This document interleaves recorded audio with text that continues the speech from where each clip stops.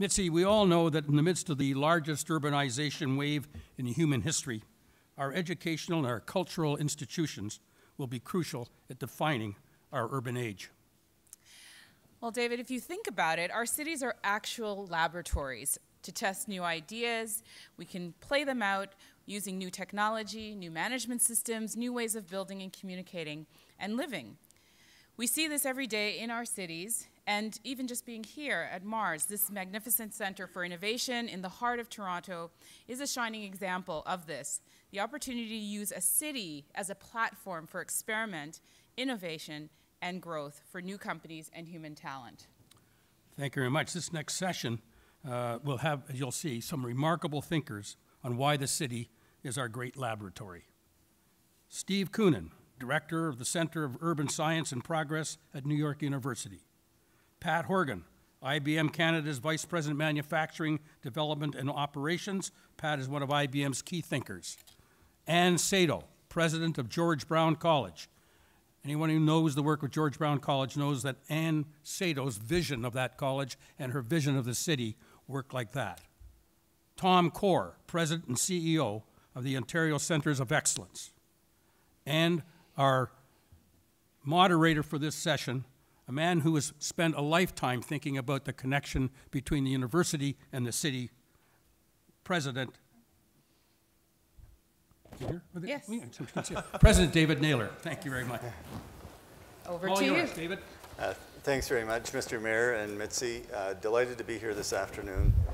And what I'd like to do is move as quickly as possible into following on from John Sexton's terrific remarks, where I think we heard from President Sexton this sense of the organic connection between talent and prosperity, social solidarity, success for great world cities, great regions. And it struck me that since he had not only been very generous to me, I'm still squirming, but also, as is John's nature, very generous to the fabulous people who work on his team, including our distinguished guest from out of town, Steve Koonin. Maybe we would start by asking Steve to tell us a little bit about the Center for Urban Sustainability and Progress. Containing our envy about this sense of visionary partnership between the city and universities, and thinking instead, how do we transplant that kind of energy to various of our urban regions across this great country? So, Steve, what's the secret sauce? How did this happen, and where is it going? So CUSP is a new entity that I've come to New York to direct. It sits at the confluence of two simple but big ideas. The first is that cities are important. John talked just a while ago about cities as nodes and cosmopolitan and so on. I'm just a simple physicist, all right? And cities are important because it's where the people are, all right? And so the resources get consumed in cities, economic innovation, that all happens in cities. The second big idea is data. We're getting really good at sensing, transmitting, storing, analyzing data.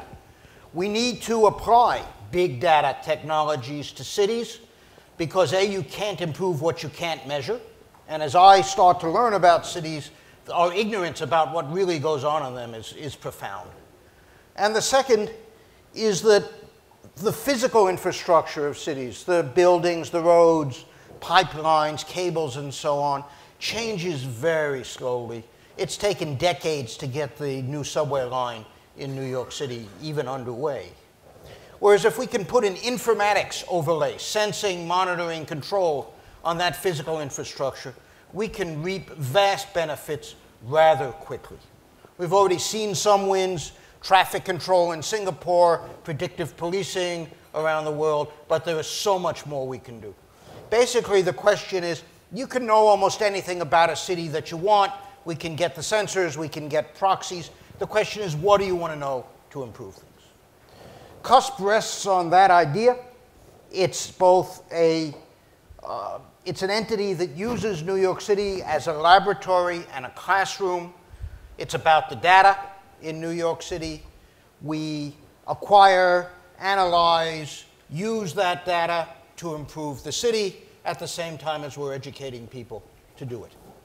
It is a three-way partnership between a set of universities, NYU, University of Toronto, Mumbai, Warwick, City University, Carnegie Mellon, a set of large corporations, IBM and Cisco in the lead, and then participation from Siemens, Xerox, Arup, Con Ed, one of the utilities in New York, very important, and then the government agencies that are important for New York City. 13 of the city agencies, the obvious ones, police, fire, sanitation, health, environment, transport, and then the Metropolitan Transit Authority, which runs the subways and buses in New York City, and the Port Authority. And so we are constructing an entity that balances the interests of the academics, the commercial, and the government to try to apply big data technologies in real projects in New York City, educating students along the way. Very exciting. And the emphasis on people and data rather than petrochemicals sounds very un-Canadian. Thank you for that. Right. That's a great bridge to IBM, obviously, and Pat Horgan. IBM, this amazing reinvention of a corporation that was in trouble. Now, global force again, all kinds of partnerships, helping power cities with data and analytics. We obviously have a great partnership with IBM locally and in Ontario. Tom has been very helpful with that. Pat, how does this come together, and what's IBM's view of cities? Where do you see companies like yours in the private sector fitting in? Well, first is kudos to Stephen and Dr. Sexton as well, because of the leadership that they're showing in a city. And I think yesterday morning in this event we saw one of our experts, so the really deep thinker from IBM was Guru, and he was here yesterday telling us about the efforts that we are doing worldwide. And it's interesting that one of our leading examples of taking data and actually making huge use of it is New York City already. So they're starting from one of those command and control posts that we saw that we were using the example of Rio, but actually New York City was one of the very first to have reaped the benefits of all that data being intertwined and working together. And in fact, although there was a lot of questions from the floor yesterday about how much does that cost, I think one of the things that is interesting is once you get to that point where you've made those connections, New York City is starting to see that this big data connection point is reaping all kinds of benefits. The crime rate has dropped significantly since they started, and this is when they were out of money. So the opening premise here was after 9/11, we don't have any more money to do things. The military is going to leave us. We're in dire straits. And instead, they kind of turned to this big problem and put that command post together, intertwine safety, ambulance, policing, and all kinds of other data elements together to be able to be proactive and serve and predict problems before they happen.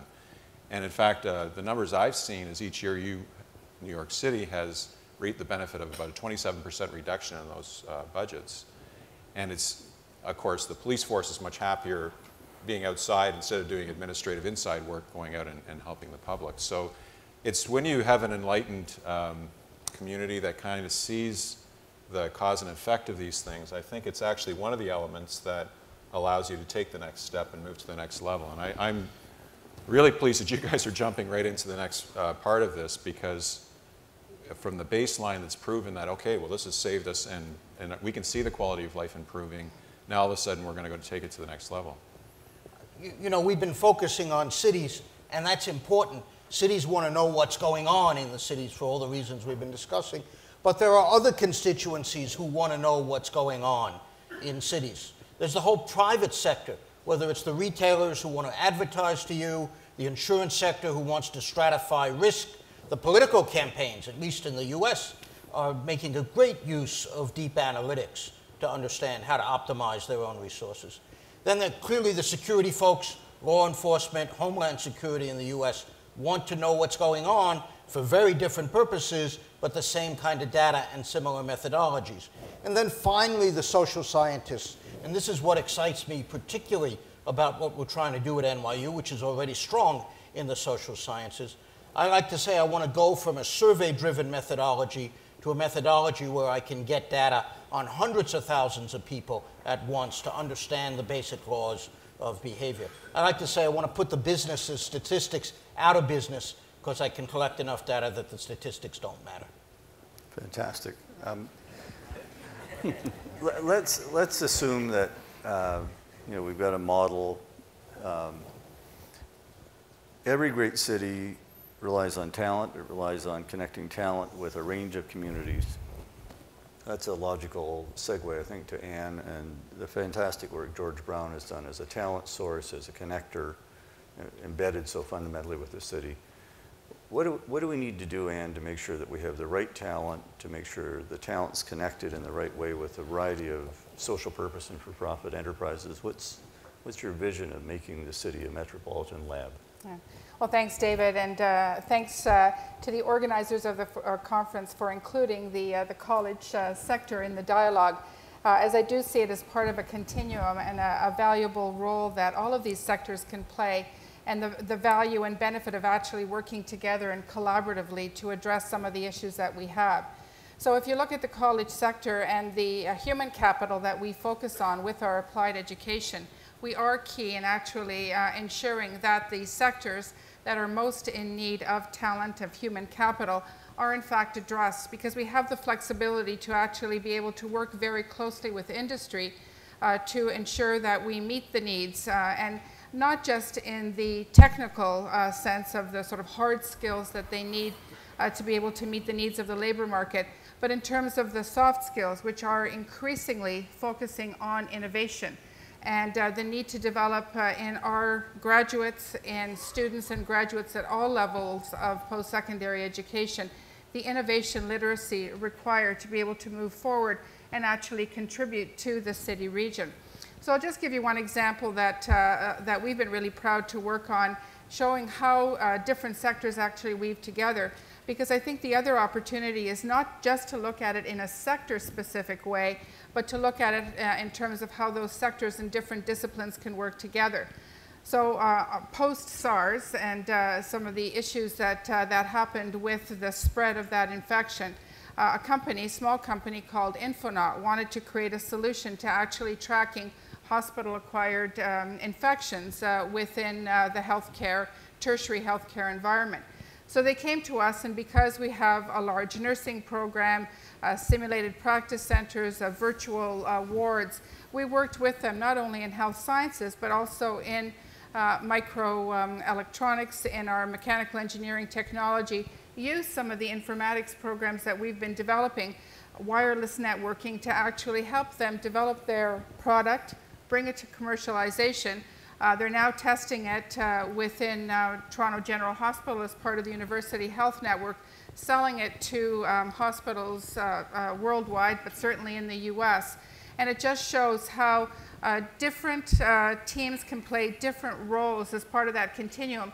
And actually, Niall Wallace, one of the founders of Infonaut, spent a great deal of time within the government, but working on large data solutions. So I think the key point is that continuum and how we can leverage and synergize, and by doing so we can actually get to key solutions that impact the livability of our cities. Thank you, Anne. So this connectedness strikes all of us as critical, right? So the fellow furthest to my left is the man with the big blue pot who connects people together, Tom Corr, through the Ontario Centres of Excellence. Tom, give us a flavor of what you see as the critical role of OCE in putting these pieces together, and how you can see that unfolding in the years ahead. Okay, well, maybe I can just briefly talk about the big data issue for starters, and then talk a little bit more generically about what we do. We have the privilege of being a partner with the academic institutions in Ontario, IBM, and the province of taking on the responsibility for bringing the SMEs in Ontario to the table to use the high-performance computer to solve big problems that perhaps they didn't have the resources to solve in the past. So in part, one of our roles is to bring and attract companies to work with the researchers at the academic institutions, and in this case, work with our IBM and our other partners to develop big data type applications that can be used and create economic activity in Ontario. Part and parcel of this, and the results, frankly, that we're looking for is what are we going to do and what's going to result from this in terms of jobs created and export. So we come at it very much from an economic development standpoint and how we can use these resources to move the economy in Ontario forward. In general, our role is to work with industry and all of the colleges and universities in Ontario to make the connections, or connect the dots as we call it, to try and get the academic institutions to work with industry, to create great research, create great students that they can bring on board to help grow their companies, again, create exports, create jobs in Ontario, and move the whole agenda forward. So we're very pleased to be part of that. And again, the big data problem is one that we just started to take on with our friends at IBM and the province and the academic institutions. And I think we're going to see the kind of outcomes from that that are going to be very, very short term, first of all, in terms of some of the things we're going to see, because some of the projects are already been identified and are moving forward. And I think the type of opportunity is going to bring the industry in Ontario, again, that didn't have access to these kind of resources before, is going to be very meaningful. And we're going to see all kinds of new applications and companies spun off as a result of the research going on that'll bode well for all of us. Thank Do you mind if I Please. I'll offer a bit of the backstory here for what Tom's leading for us, and in fact, Dr. Naylor here is a big instrumental part as well. So, like CUSP, we called ours, I think it's called SAWSIP. It was a Paul Young phrase, I have to say. So, what we were able to do is, just like what the consortium that we see here identified by Stephen is, I went to the corporation and said Canada can win and lead on some very important issues. And about 2 years ago, I started the process, and on April 10th, we were able to announce that a group of 7 universities, and we'll add colleges and others, I would call it higher education, but the initial group that's signing up are the 7 universities in Ontario. U of T was leading the charge, along with Western and Queen's, and you can name the 4 others, but they're all a lot of the major universities here in Ontario.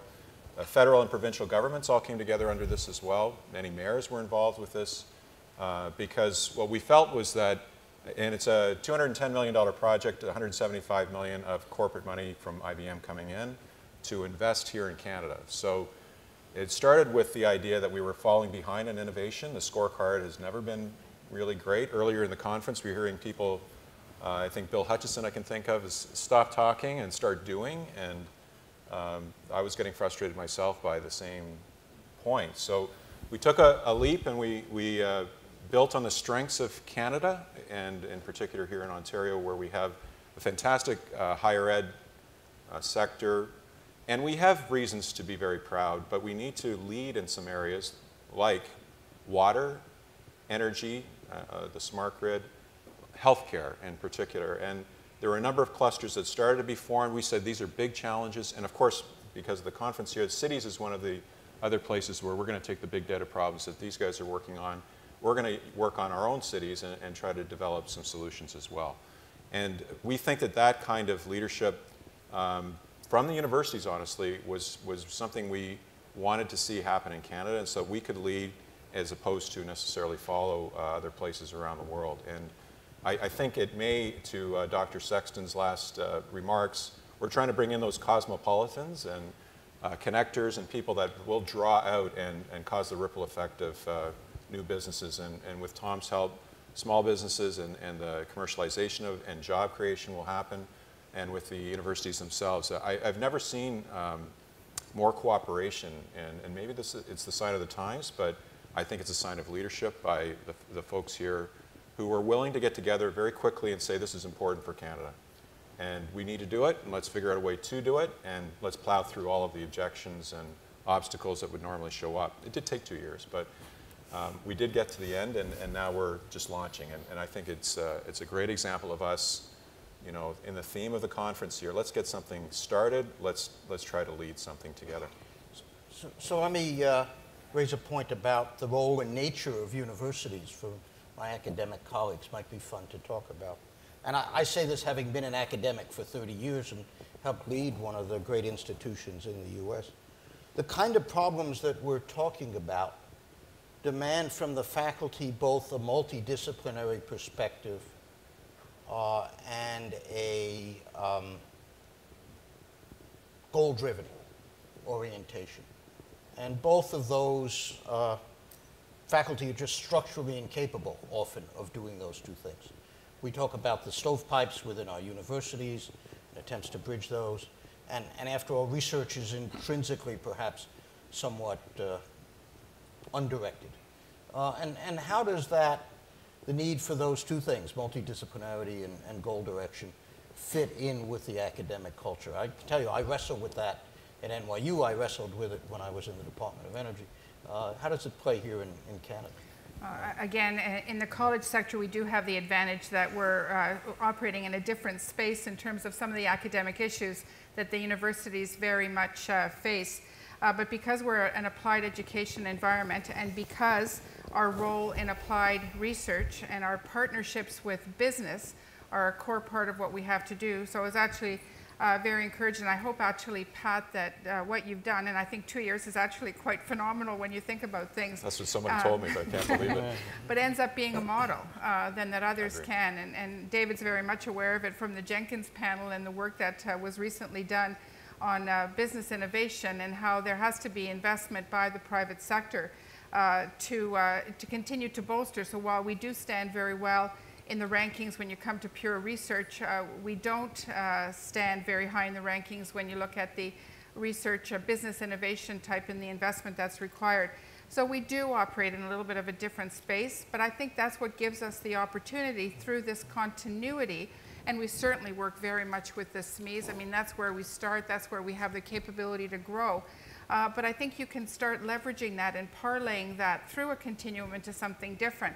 And again, just another very small example of working with the U of T Engineering School, my alma mater, and actually partnering with our students who are college applied, focused students with the Masters of Engineering program on their innovation course, and actually working jointly together to solve real business problems. And we're using that as a little bit of a test bed to see how does that collaboration or how does that particular multidisciplinarity maybe change the outcomes and change some of the approaches you might take. But you have to have the willing partners to be able to undergo that kind of an opportunity. But I think you have to have the examples, and I think your CUSP is the type of example that then can start leveraging and growing other opportunities where people start seeing the benefit, and you have real examples already to show about what you've been able to achieve. One of the things I think that Anne's done and what we're privileged to be involved with is because we've got 30-some business development people in 7 locations across the province that are dealing with all the universities and all the college and our industry partners. Sometimes it's good to have a catalyst like OCE to bring people from these institutions together for various projects. And one that sticks in mind is the Koonin project, which was a coal-powered plant up in northern Ontario, which was about to be shut down because of the need to get away from coal. So they needed a biomass solution. So OCE was given the job of pulling that project together, and we ended up with 19 institutions across the province, colleges and universities, and 29 researchers from these institutions to come together to solve this problem. So sometimes it helps to have somebody that's sort of given the responsibility to bring it all together as opposed to letting the institutions loose and trying to pull it together themselves when they're very busy doing other things. So let's assume that one solution to Steve's problem is getting institutions aligned around some big social challenge or some, massive global issue, right? That's a galvanic force that pulls people together, pulls them out of the stovepipes. Second part of it is obviously resources, private, public, something that brings people again together with a sense of opportunity to solve the problem constructively. It might be worth switching from the side of the institutions and industry, and we have a wonderful chance since there's no one here who's actually in active politics, although I guess the academic leaders are kind of, but what about political leadership? It's clearly been vital in New York to have the mayor with a vision. As Tom said, we need short-term results. We need fast cycle action here. Politicians, unfortunately, tend to be wired on a fast cycle of the next election, but we also need long-term platforms like cusp to create these short cycle important results. How do we pull that together? I mean, if all the panelists could reflect, and then let's turn it to the audience. We'll start with Steve. I think what we're trying to do, and you know, I was in government, I wasn't a politician, but I was in government for 3 years at the federal level. We in CUSP are trying, with the help of the politicians, to connect to the career people in the agency. In Washington, we call them the weebies, right? We be here when they be gone. they talk about it. And these senior career people are, in my experience, extraordinarily talented folks who are dedicated to what they're doing.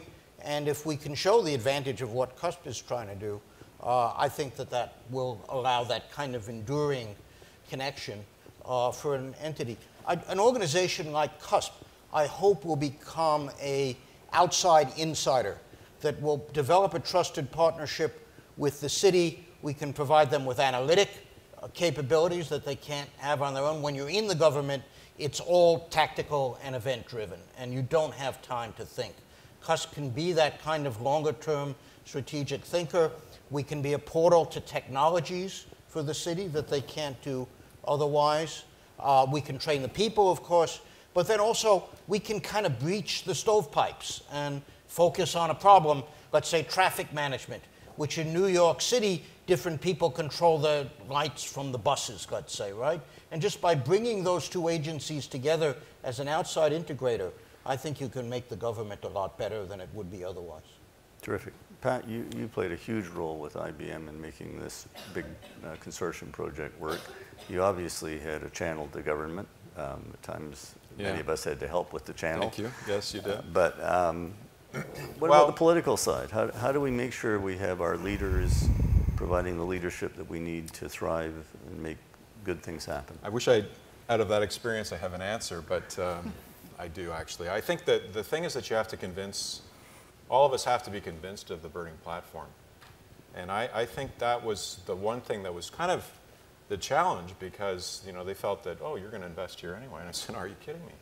You know, every day I was making the case to the corporation to stay with us because it was taking, well, there was 2 elections, so I was using that to say, well, these election things happen in Canada. You have to wait for the outcomes. We don't know what's going to happen when they come. And so, but what we were really trying to make the point of is that we will not have this chance again.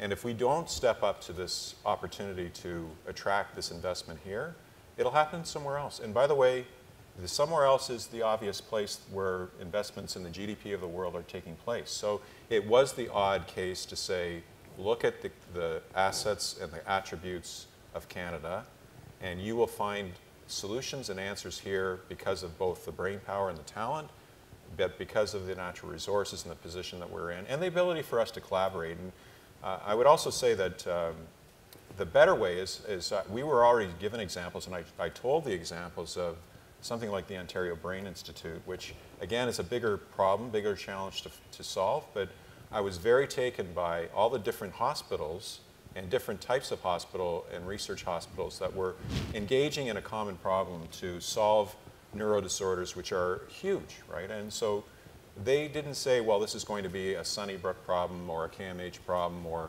you know, a UHN problem. This is something where they all came together and said, we're going to use this, plus we're going to take experts from around the world and apply it here and have a science and business partnership so that we can get to outcomes. And when we saw that, we told that case back to the corporation, said, Canada is starting to move on partnerships. And so if we use that and we bring that example together, we will be able to see the same kind of better bang for your buck for the research dollars that you're going to spend than you would see otherwise. So that was the case I made. It was fleeting, to be honest. It was hard to convince politicians sometimes who are on a different motivation schedule, but in the end they did come together, and they're very, very pleased with what they've seen as it's come together in the end. And I think it's partially because of the leadership of all the different constituents, including yourself and Tom and the others. But it was something that I think they now realize the sincerity of effort from all the players. And hopefully on that example, to your point, Anne, it's not that we were trying to have some kind of an exclusive thing. This is very collaborative, and we're hoping that someone else will want to do it again and again to lift all boats here, and that's what we're attempting to do.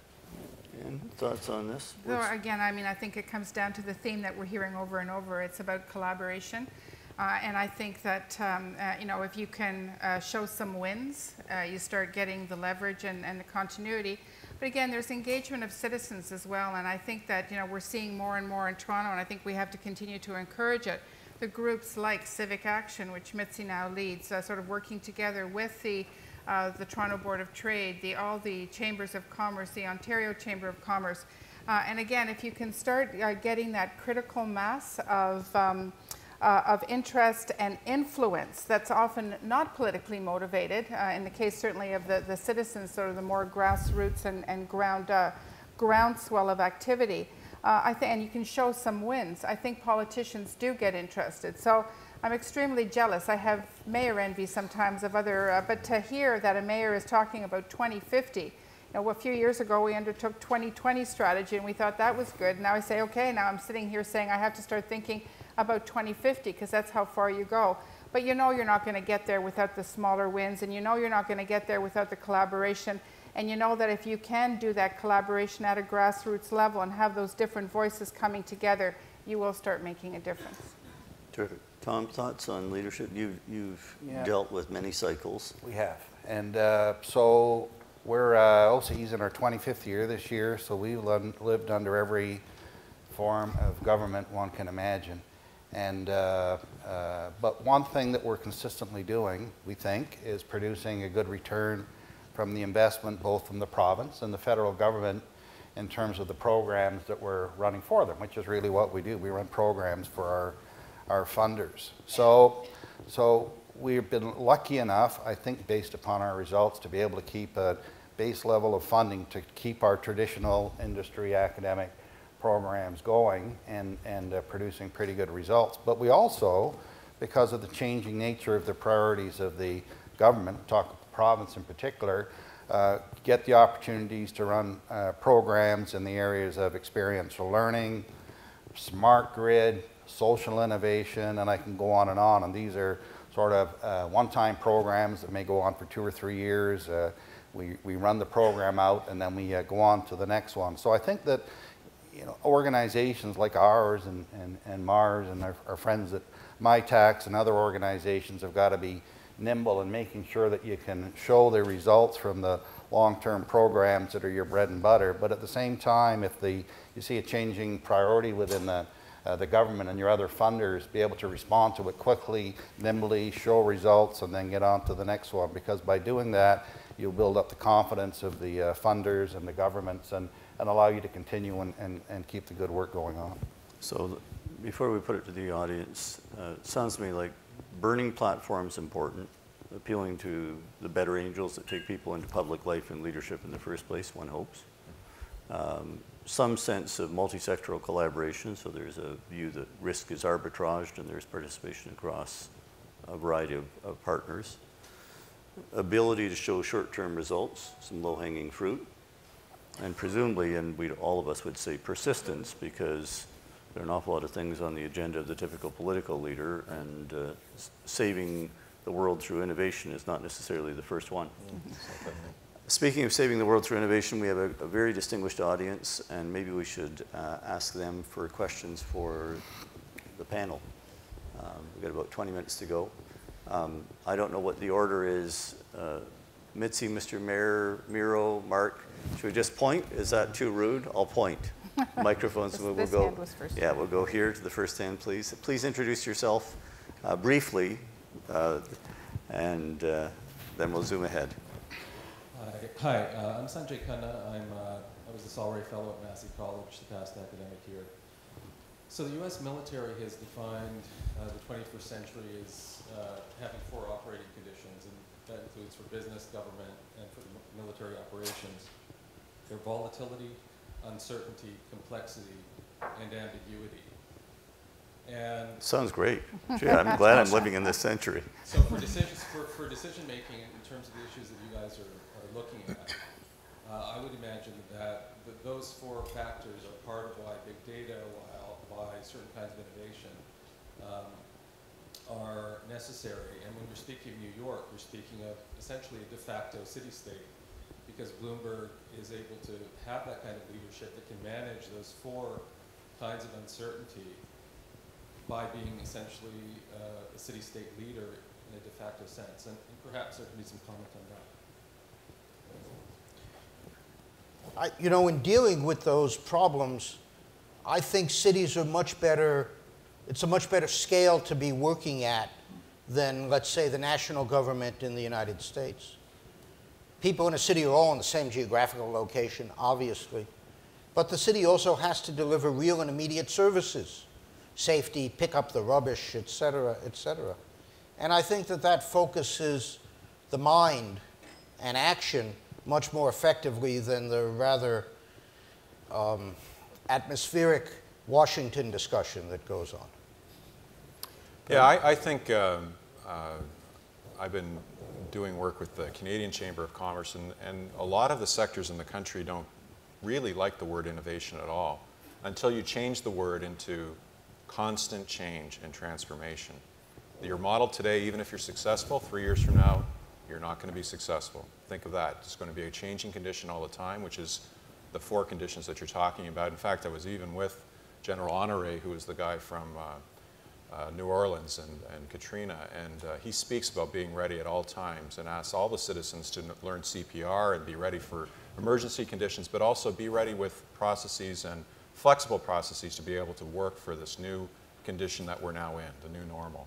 And I think that's a little bit of what we're trying to do as well, is that we're creating a condition here where we can actually let all universities and others pick their priority projects for what they think is the most important thing to think about for forward thinking in this new, constantly changing environment. So in some circles, the word innovation should just be changed to constant transformation. How do you lead? How do you get in front of every problem and allow people from different constituents to collaborate, to Anne's point, to be able to help you come up with the right solution? Or even though it's using the word innovation, the concept of innovation literacy, which I think we have to, you know, as a part of a post-secondary institution, I think that's what we have to instill in our students and our graduates, because that's what will prepare them for the fact that there is constant change and there is that uncertainty and one can't predict it.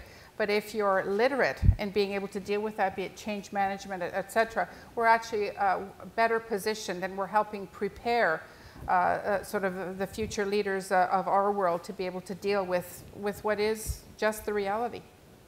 Yeah, there's lots of change going on, and us too with innovation. Our clients are, in effect, besides our funders, are the industry partners that we deal with and bring to the academic institutions in Ontario to get research done. So if we went into a typical SME, for example, and talked about the innovation agenda, they probably wouldn't know what we're talking about. But if we go in there and say, what's your next product going to look like? How are your competitors doing? How are you going to be competitive? Are you going to have the right sets of skills internally and the right products to move forward? Then it becomes very meaningful to them. So we tend to be agnostic about the space that we address, and as long as it's got good science as the underpinnings and comes out of an academic institution in Ontario.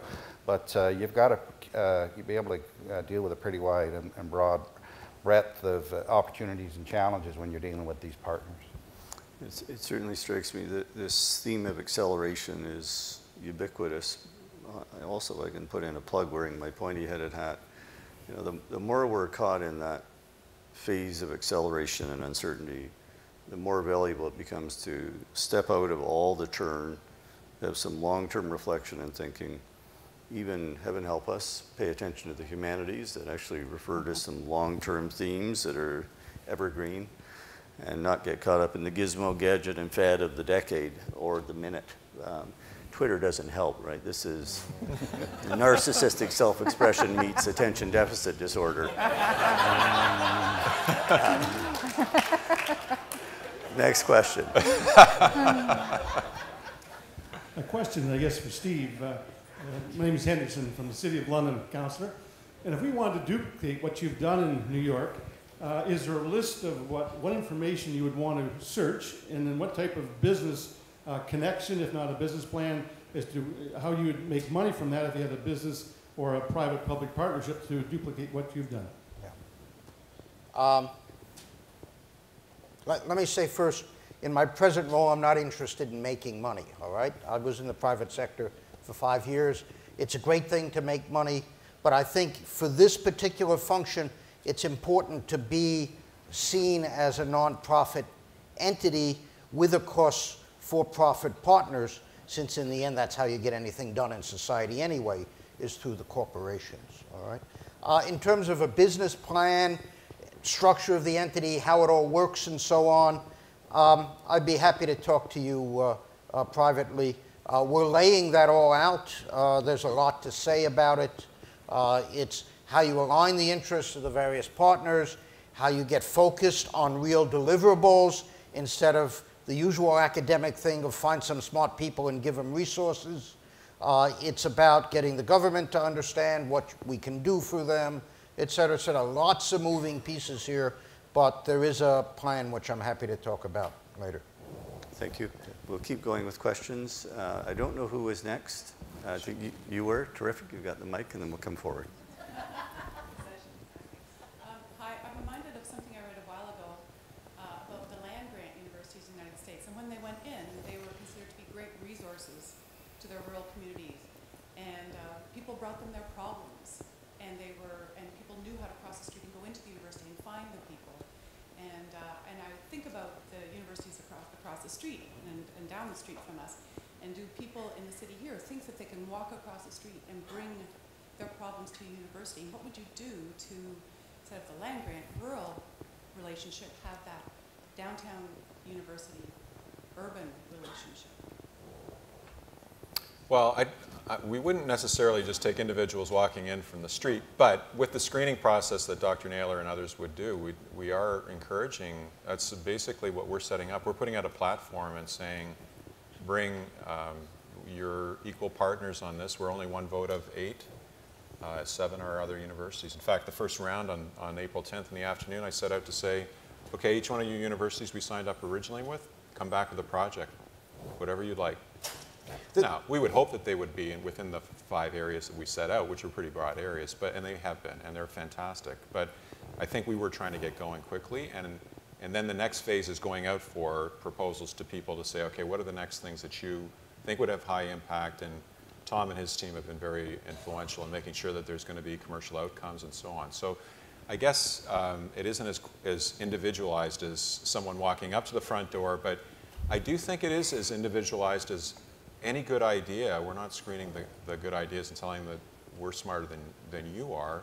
In fact, it's the opposite. We're actually just putting a platform there, some high-performance computing for sure, because the SciNet site is now going to get charged up a little bit, and we're putting out a research cloud so that people can collaborate across the province. But put some basics in place and then really try to just help people take their ideas to the future and give them the opportunity to do that. Sorry, Steve. So I was going to say, you talked about universities and cities.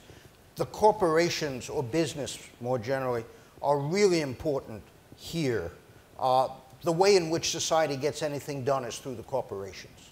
A lot of people in Washington these days don't understand that. And you've got to have them engaged. The universities can provide knowledge, people, strategy, and so on, but in the end, it's the companies, whether SMEs or big ones, that make things happen. Would you include social purpose enterprises there, Steve? Or I would say that's another piece. I'd put it together with the government, which I hope is a social purpose enterprise also. Yeah. I think I'd put the social purpose enterprises with SMEs and in the nimble private sector. I think just on this point, I want not to think that everything that in fact, one of the neuroscientists from Western said it very well. When he was speaking about why is this important, these kinds of things, and the big data problems that you were solving and we're all going to try to solve together, he said, imagine that it's not just neuroscience, and it's not just brain imaging and trying to compare images. Imagine, which are petaflops of data at all times. Imagine it's about the social sciences. Imagine it's about psychology, about everything in a library being able to be correlated. And imagine it's about the Twitter sphere and how much data comes out of Twitter. Apparently the stat is, and I don't even want to repeat it because I'll get it wrong, but it's every 48 hours the amount of information that gets produced, including that engine, are producing more information that's ever been produced in the history of mankind. And it's that kind of acceleration of data that's going on, and it's coming out of everything that we're all now needing to address, regardless of whether it's with the humanities and trying to think of ways where patterns are going and where you can predict the future and come up with better solutions, or whether it is with you know, deeper sciences. So I think the point here is that we need to really be in real time, react, and it helps cities work better, and it helps, and in the case of New York and hopefully Toronto and hopefully all the other cities that we have here in Ontario that are represented by mayors and so on. There's a lot of opportunity here. And I would just add to what Pat's talking about, of course, is a lot of the basic research that will be undertaken in the humanities and brain research and genome research, which may not result in a applied research which results in a product to help move a company forward. And that's equally as important to what typically OCE gets involved with, which is looking for commercializable applied research that a company can move forward with for economic development. So I don't want to put the economic development spin on what's going on here any more than we have with the basic research. They're equally as important. They've got different goals, but at the end of the day, they should all help the province and the people of the province of Ontario. But I do want to come back, though, to the question. The question was, there are micro problems that can be like skeleton keys opening very big, heavy doors, right? Someone can come in with a question, small company, agency, group of individuals. What's the way that one receives those questions? And Pat, you've talked about it. And SMEs are so essential in terms of the partnerships for colleges. How do you receive this set of questions? Do you take on board clients that have no ability to pay but are community agencies? I mean, this is a big part of what George Brown sure does. Oh, absolutely. And you know, we actually have, again, a collaborative framework that we were supported in the government and set up originally through the Colleges Ontario Network for Industry Innovation. You know, where there is, you know, and you have to get the word out in terms of what those doorways are, or that you're even there open for business to help them. But it's not prescribed as to what kind of problem or who can come in, or whether or not, you know, we do try and do it on a sort of, you know, a joint contribution basis, but a lot of the SMEs don't have a lot of capability to do that. But we reach out to the network to figure out who has the capability. And just like the Koonin example where you had so many people come together, we might have 2 or 3 or 6 or 8 institutions collaborating on something. And you can do it through so many different means. You know, we created a Center for Entrepreneurship and Social Innovation that actually deals with the community on some of those softer issues, but the issues that have to be addressed in terms of community development and community problems that have, you know, community people have questions, but they don't know where to turn. So we've actually created mechanisms to do that. And we do it on a smaller scale, but we see that there is the potential to build to something much bigger. And then if it does start building to something bigger, that's when you get the greater partners involved, or you look for a different source of something where you can scale it a little bit more. So, but I think people do have to be aware of those various doorways and that you can start quite small. Networks exist, and we're building, you know, larger and larger networks to try and make those opportunities possible. Terrific. We have time for one more question, and I'll ask the panelists to be very brief because I want to keep us on time. Thank you for the opportunity. My name is Steve Dennings, and I'm CEO of Economic Development for the City of Thunder Bay. We've recently done a study which illustrates that we're going to need about 16,000 people for 13 new mines that are opening up over the next 4 to 5 years. That's on top of the Ring of Fire, which we're getting a lot of press these days. But against that backdrop, I recently had the opportunity to watch a series, The Dock Zone, The Eighth Fire, where former Prime Minister Paul Martin was interviewed. And there's about $200 billion, an estimated $200 billion worth of projects at various stages of development. Mining projects, transmission projects, hydro projects, most of which are located or situated in northern Canada. What types of opportunities does this present to colleges and universities, given the #1 issue we're facing is skilled labor pools? I put my question to Anne and to Tom, if you have any, or any of the other members of the panel. Yeah, what are the opportunities then? Thanks.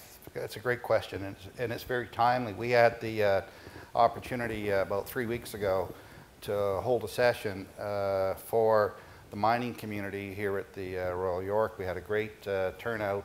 The partners in it were the province and the feds and ourselves, and the whole intent of it was to bring the financial community, the mining community, and the academic community together to see what opportunities existed in the Ring of Fire in particular, and to generate interest in funding projects that were very much mine specific. And those expressions of interest are now being received by OCE to move forward on. So it's a great opportunity. The Ring of Fire, for example, and the opportunities in the north are probably equal to the oil sands in Alberta. So we're very much tuned into it, and I think not only are there economic opportunities for small companies to take advantage of it, also to make the mining organizations more efficient by creating this intellectual property, but just as importantly, giving opportunities for the students and the professors at the colleges and the universities to get some real good experience in this area and take advantage of it. The opportunities, the economic opportunities